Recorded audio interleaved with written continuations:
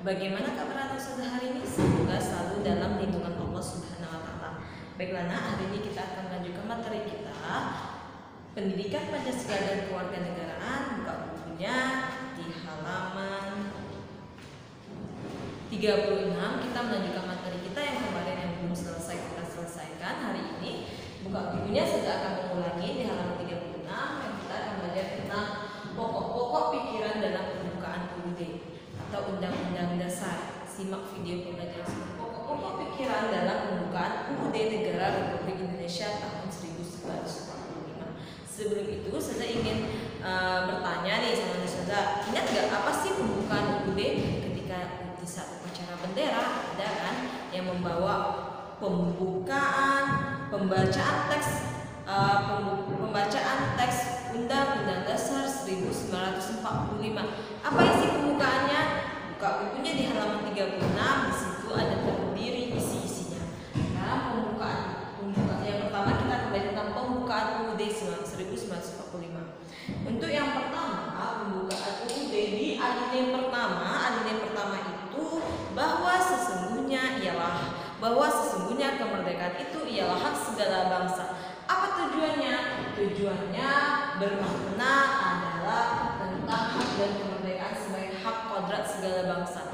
Jadi seluruh bangsa, mau bangsa Indonesia atau bangsa yang dimanapun, haknya adalah merdeka, tidak ada untuk dijajah. Itu isi alinea pertama ya, bahwa sesungguhnya kemerdekaan itu ialah hak segala bangsa.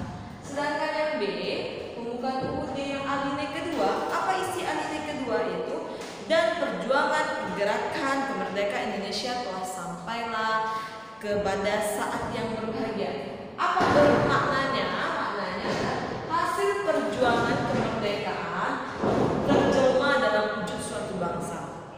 Silakan buka bukunya di halaman 30 itu. Maknanya adalah hasil perjuangan kemerdekaan itu terjelma dalam wujud negara Indonesia. Jadi negara Indonesia sudah mulai bahagia bahwasanya kemerdekaan itu akan datang, bahwasanya tidak ada lagi bangsa Indonesia dijajah. Itu maksud dari alinea kedua. Sedangkan yang C, alinea ketiga, buka lagi bukunya di halaman 38. Nah, apa maknanya? Maknanya adalah kemerdekaan yang diraih bangsa Indonesia merupakan anugerah dari Tuhan Yang Maha Esa. Jadi merdeka kita ini berkat Tuhan Yang Maha Esa juga, berkat Allah Subhanahu wa taala, tetapi dibantu dengan para pahlawan-pahlawan bangsa Indonesia. Itu makna alinea ketiga. Apa bunyi alinea ketiga? Atas berkat rahmat Allah yang Maha Kuasa dan dengan didorongkan oleh keinginan luhur supaya berkehidupan kebangsaan yang bebas, maka rakyat Indonesia dengan ini menyatakan kemerdekaannya. Di alinea ketiga ini, kemerdekaan kita ini tidak lain dan tidak pula tetap tidak lain dan tidak pula berkat anugerah dari Tuhan Yang Maha Esa, dari Allah Subhanahu wa taala, tetapi dibantu dengan para pahlawan yang terus berjuang. Itu maksud alinea ketiga. Sedangkan alinea keempat, alinea yang terakhir itu yang berbunyi kemudian daripada itu, ada yang terakhir itu, kemudian daripada itu untuk membentuk suatu pemerintah negara Indonesia yang melindungi segenap bangsa Indonesia. Di alinea keempat disinilah dasar-dasar negara Pancasila dicantumkan, 5 Pancasila dicantumkan, dari ketuhanan yang Maha Esa, kemanusiaan yang adil dan beradab, persatuan Indonesia, kerakyatan yang dipimpin, serta keadilan sosial bagi seluruh rakyat Indonesia.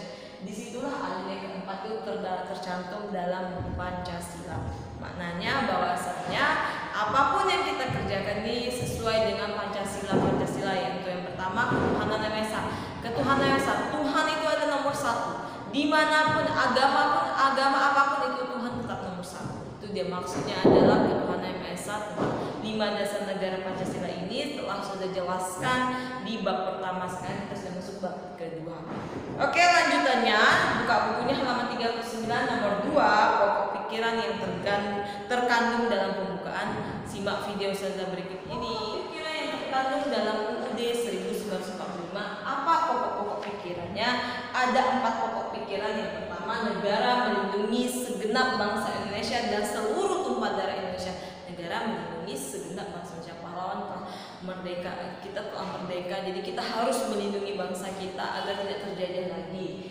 Yang B, pokok pikiran yang B, mewujudkan keadilan sosial. Sehingga karena kita sudah merdeka, kita harus bersikap adil. Keadilan sosial harus diutamakan. Yang C, buka bukunya dari halaman 40 ya nak. Negara yang berkedaulatan. Apa maksud negara yang berkedaulatan? Ya, dan negara yang pemimpinnya yang sangat adil, makmur, tidak ada tumpang tindih, tidak ada pilih kasih, dan tidak ada paksaan. Yang D, negara berdasarkan ketuhanan yang Maha Esa. Negara kita ini berdasarkan ketuhanan yang Maha Esa. Tidak ada kita memaksa orang untuk menganut agama kita, dan mereka pun tidak ada memaksa mereka. Mereka tidak ada memaksa kita untuk menganut agama mereka. Jadi sesuai dengan keyakinan yang lahir pada kecilnya, dia lahir dalam agama apa? Agama Islam, Buddha, Hindu, Konghucu, Kristen. Sesuai dengan agamanya dia jalankan, dia beribadah. Tidak boleh kita memaksa kehendak kita. Itulah pokok-pokok pikiran yang terkandung dalam UUD. Sekarang yang B, apa arti penting pokok pikiran? Arti penting pikiran pembukaan Undang-Undang Dasar Negara yang 1945 itu, arti penting yang pertama, hak asasi manusia. Ada hak asasi manusia, setiap manusia itu berhak, ada hak-haknya. Yang kedua, hak dan kewajiban warga negara. Apa hak dan kewajiban warga negara kita? Tertib dalam lalu lintas, berkendaraan, dalam upacara bendera. Lalu yang ketiga, kedaulatan. Maksudnya kedaulatan adalah menegakkan hukum secara adil seadil-adilnya. Tidak ada boleh tumpang tindih, pilih kasih. Yang keempat, pembagian daerah. Daerah-daerah Indonesia ini tentu kita tidak tahu daerah-daerah ini dari apa saja. Wilayah negara dan pembagian daerah, kewarganegaraan serta kependudukan. Oh, ini bagian ini. Oh, ini bagiannya sampai ini. Seperti contohnya Pekanbaru, daerah Riau, dari mana sampai mana? Nah, ada perbatasannya. Lewat dari perbatasan bukan daerah Pekanbaru, bukan daerah Riau lagi, tapi daerah Sumatera Barat. Kita di Pulau Sumatera, satu Sumatera, tapi ada provinsi-provinsinya. Kita provinsi Riau, provinsi Sumbar, Sumatera Selatan, Aceh, ada bagian-bagiannya. Itu dia penting pokok pikiran.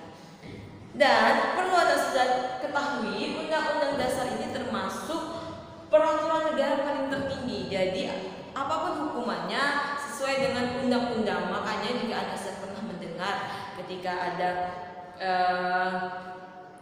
di pengadilan, pasal sekian melanggar undang-undang, pasal sekian ayat sekian, tetap undang-undang ini ada peraturan tertinggi. Tapi dengan syarat kita telah mengikuti peraturan yang 5 dasar negara Pancasila itu, yang dari ketuhanan sampai keadilan sosial bagi seluruh rakyat Indonesia. Silakan buka lagi di buku 41. Nah, ternyata dalam prosedurnya UUD ini, Undang-Undang Dasar ini bisa diubah menjadi lebih baik. Kenapa diubah menjadi lebih baik? Agar kita menjadi negara yang maju. Negara kan sekarang kita negara berkembang, jadi agar kita negara maju, kita akan perbaiki terus Undang-Undang Dasar negara ini sehingga negara kita akan negara maju. Ada peralihan-peralihan. Lihat di halaman 41, prosedur untuk mengadakan perubahan. Apa perubahan? Bagaimana merubah Undang-Undang Dasar? Ada syarat-syaratnya. Contoh yang pertama, usul perubahan pasal UUD dapat diagendakan dalam sidang MPR apabila diajukan oleh sekurang-kurangnya 1/3 dari jumlah anggota MPR. Jadi Undang-Undang Dasar ini sesuai dengan kalau dia berubah berarti anggota MPR-nya ada 1/3 dari jumlah anggota MPR. Dan setiap usul perubahan pasal diajukan secara tertulis dan ditunjukkan dengan jelas bagian yang diusulkan untuk diubah beserta alasannya. Apa alasan diubahnya?